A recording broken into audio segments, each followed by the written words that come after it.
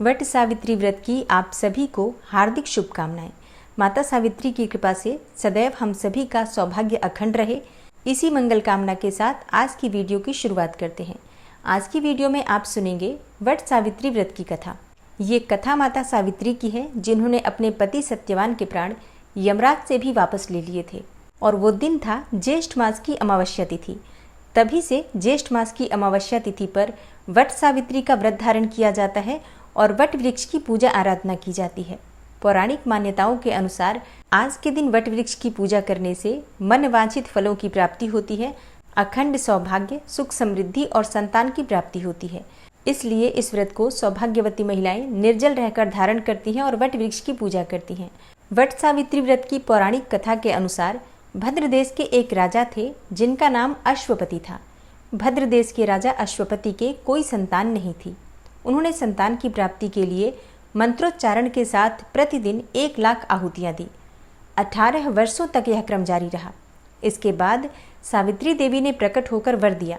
सावित्री देवी ने कहा कि हे राजन, मैं तुझ पर अत्यंत प्रसन्न हूँ और तुझे एक तपस्वी कन्या होने का वरदान देती हूँ। सावित्री देवी की कृपा से कुछ समय के बाद एक कन्या संतति की प्राप्ति हुई, जिसका नाम सावित्री रखा गया। सावित्री देवी की कृपा से जन्म लेने के कारण ही कन्या का नाम सावित्री रखा गया। कन्या बड़ी होकर बेहद रूपवान हुई। योग्य वर न मिलने की वजह से सावित्री के पिता बहुत दुखी थे और उन्होंने कन्या को स्वयं ही वर तलाशने को भेजा। सावित्री तपोवन में भटकने लगी। वहाँ साल्व देश के राजा दुमतसेन रहते थे, क्योंकि उनका राज्य किसी ने छीन लिया था। उनके पुत्र सत्यवान को देखकर सावित्री ने पति के रूप में उनका वरण किया। ऋषिराज नारद को जब यह बात पता चली तो वह राजा अश्वपति के पास पहुंचे और कहा कि हे राजन, ये क्या कर रहे हैं आप? सत्यवान गुणवान है, धर्मात्मा है और बलवान भी है, पर उनकी आयु बहुत छोटी है। वह अल्पायु हैं और 1 वर्ष के बाद ही उनकी मृत्यु हो जाएगी। ऋषिराज नारद की बात सुनकर राजा अश्वपति घोर चिंता में डूब गए। सावित्री ने उनसे कारण पूछा तो राजा ने कहा, हे पुत्री, तुमने जिस राजकुमार को अपने वर के रूप में चुना है वह अल्पायु हैं। तुम्हें किसी और को अपना जीवन साथी बनाना चाहिए। इस पर सावित्री ने कहा कि हे पिताजी, आर्य कन्याएं अपना पति एक बार ही वरण करती हैं। राजा एक बार ही आज्ञा देता है और पंडित एक बार ही प्रतिज्ञा करते हैं और कन्यादान भी एक ही बार किया जाता है। सावित्री हठ करने लगी और बोली, मैं सत्यवान से ही विवाह करूंगी। राजा अश्वपति ने सावित्री का विवाह सत्यवान से कर दिया। सावित्री अपने ससुराल पहुंचते ही सास ससुर की सेवा करने लगी। समय बीतता चला गया। नारद मुनि ने सावित्री को पहले ही सत्यवान की मृत्यु के दिन के बारे में बता दिया था। वह दिन जैसे जैसे करीब आने लगा, सावित्री अधीर होने लगी। उन्होंने 3 दिन पहले से ही उपवास शुरू कर दिया। नारद मुनि द्वारा कथित निश्चित तिथि पर पितरों का पूजन किया। हर दिन की तरह सत्यवान उस दिन भी लकड़ी काटने जंगल चले गए। साथ में सावित्री भी गईं। जंगल में पहुंचकर सत्यवान लकड़ी काटने के लिए एक पेड़ पर चढ़ गए। तभी उनके सिर में तेज दर्द होने लगा।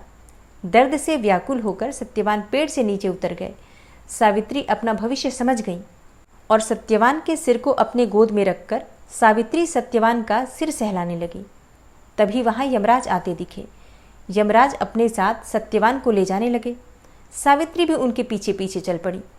यमराज ने सावित्री को समझाने की कोशिश की कि यही विधि का विधान है, लेकिन सावित्री नहीं मानी। सावित्री की निष्ठा और पतिपरायणता को देखकर यमराज ने सावित्री से कहा कि हे देवी, तुम धन्य हो, तुम मुझसे कोई भी वरदान मांगो। सावित्री ने कहा कि मेरे सास ससुर वनवासी हैं और अंधे भी हैं, उन्हें आप दिव्य ज्योति प्रदान करें। यमराज ने कहा, ऐसा ही होगा, जाओ अब लौट जाओ। लेकिन सावित्री अपने पति सत्यवान के पीछे पीछे चलती रही। यमराज ने कहा, हे देवी, तुम वापस जाओ। सावित्री ने कहा, भगवान, मुझे अपने पतिदेव के पीछे पीछे चलने में कोई परेशानी नहीं है। पति के पीछे चलना मेरा कर्तव्य है। यह सुनकर उन्होंने फिर से उसे एक और वर मांगने के लिए कहा।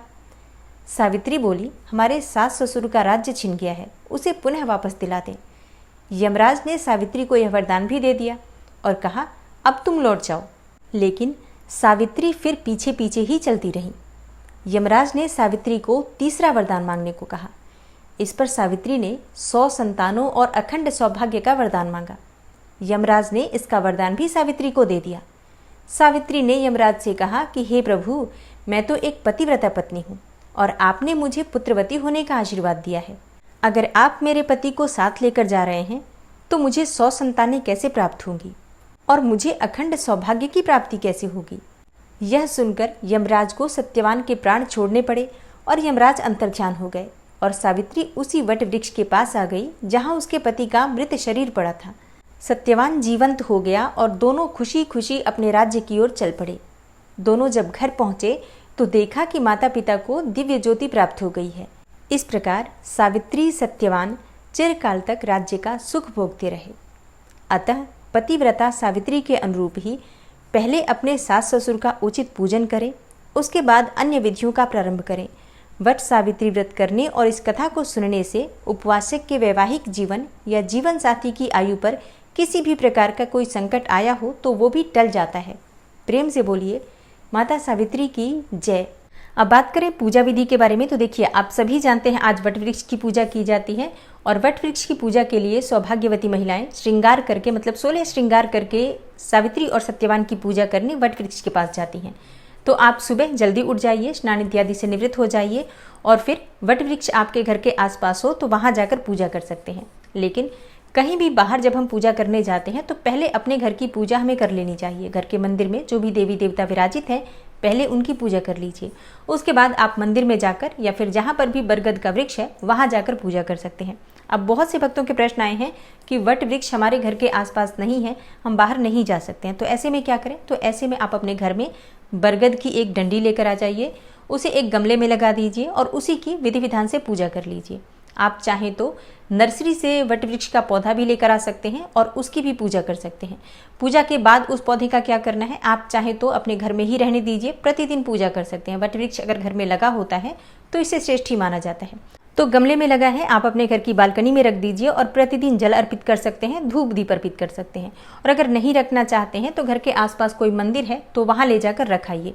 मतलब वट सावित्री व्रत के दिन पूजा कर लीजिए और अगले दिन इस वट वृक्ष के पौधे को ले जाकर आसपास कोई मंदिर हो तो वहां दान कर सकते हैं। और आज के दिन वट वृक्ष की पूजा कैसे करनी चाहिए, देखिए जब आप वट वृक्ष के पौधे के पास जाते हैं, वृक्ष के पास जाते हैं तो सबसे पहले वृक्ष देवता को प्रणाम कीजिए।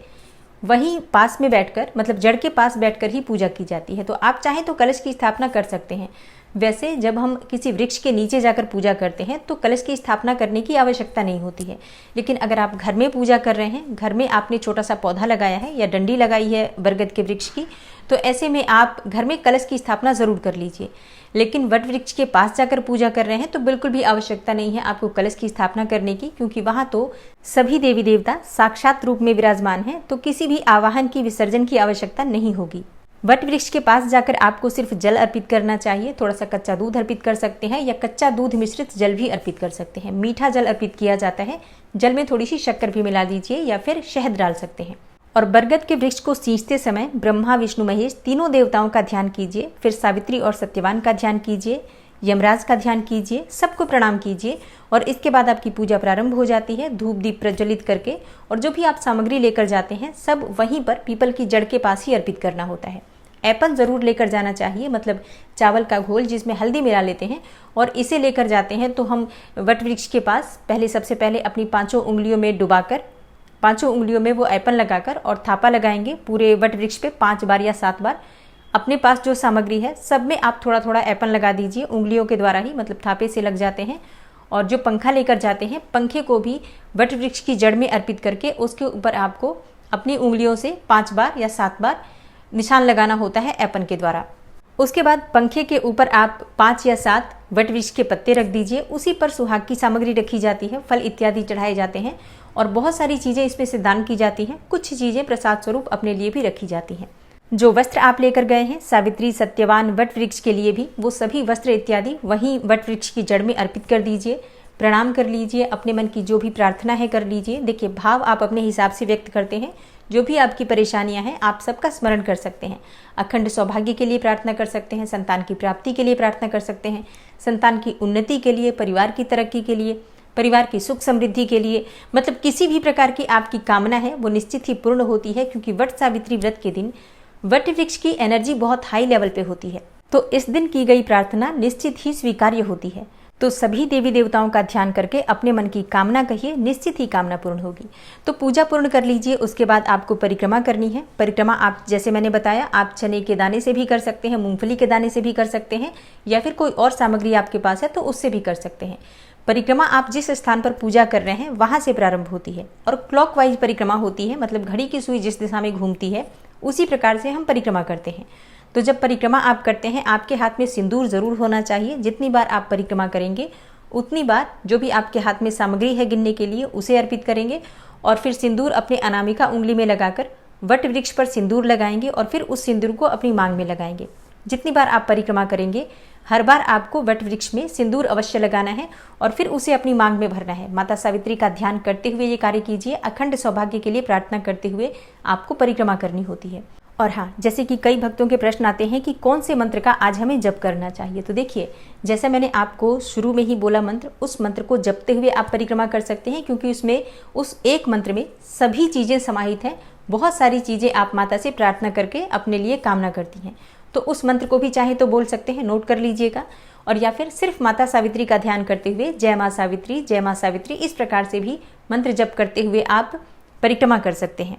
और परिक्रमा करने के बाद कथा की जाती है। जैसे कि वहाँ पर कई बार ब्राह्मण होते हैं तो वही कथा कर रहे होते हैं, या फिर जो भी स्त्रियाँ होती हैं वो आपस में भी कथा कर रही होती हैं। आप चाहें तो जैसे कि खुद के पास से किताब लेकर जाइए और स्वयं से भी पुस्तक पढ़कर भी कथा पढ़ सकती हैं, या फिर मोबाइल पर भी सुन सकते हैं। तो अपने हाथ में थोड़े से चने के दाने और थोड़े से पुष्प लेकर कथा सुन लीजिए और कथा पूर्ण होने के बाद आपके हाथ में जो सामग्री है वट वृक्ष की जड़ में अर्पित कर दीजिए। प्रार्थना कर लीजिए माता सावित्री से, भगवान सत्यवान से और यमराज जी से, और सभी देवी देवताओं का मन में ध्यान कर लीजिए। अब आपकी पूजा पूर्ण हो जाती है। और इसके बाद जो भी वहाँ पर सुहागिन महिलाएं होती हैं सब एक दूसरे को सिंदूर लगाते हैं।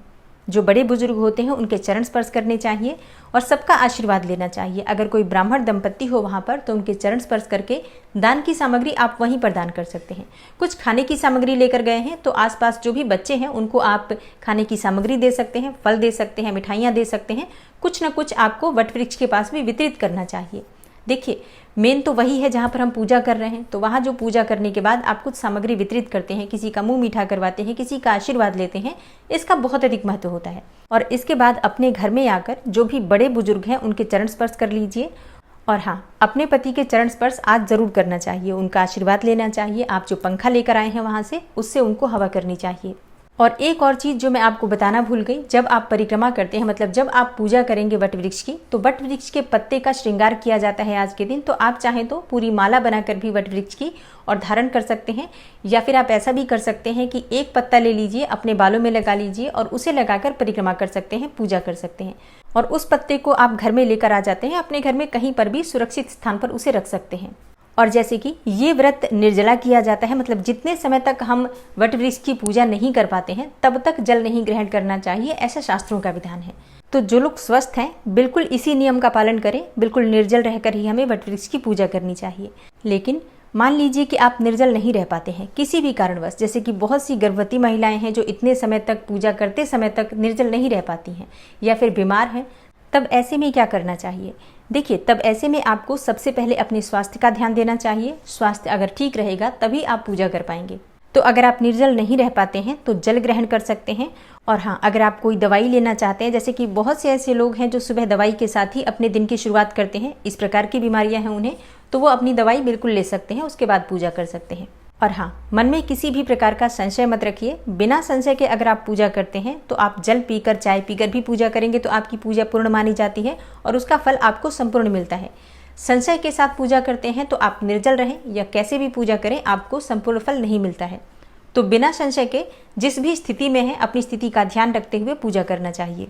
और अब बात करें पूजा के शुभ मुहूर्त के बारे में, तो देखिए, पूजा का शुभ मुहूर्त इस व्रत में, जैसे कि वट सावित्री के व्रत में जो पूजा की जाती है ज़्यादातर सुबह ही की जाती है। गर्मियों के दिन होते हैं तो धूप बहुत जल्दी आ जाती है, इसलिए जितनी सुबह पूजा हो जाती है उतना ही श्रेष्ठ होता है।